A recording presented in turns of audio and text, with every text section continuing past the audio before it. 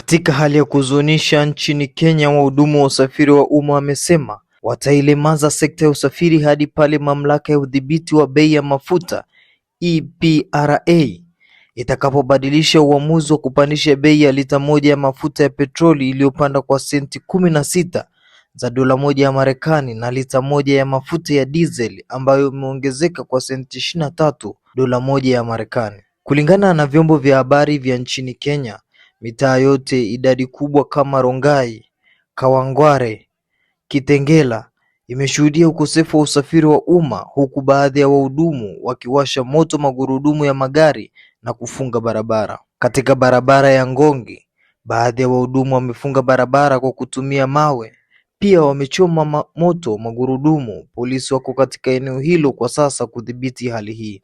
Katika barabara kuu ya Thika, baada ya wenye magari wamelazimika kubadili mwendo kujilinda dhidi ya waandamanaji ambao wamewasha moto barabarani huko. Polisi wamelazimika kufyatua mabomu ya kutoa machozi katika mtaa wa Kayole ambapo wahudumu hao walikuwa wamefunga barabara. Abiria waliozungumza na vyombo vya habari wamesema kwamba wanatakiwa kulipa shilingi 1000 za Kenya kutumia bodaboda kufika mjini Nairobi, gharama ambayo ni ya juu sana kwa wengi kuimudu.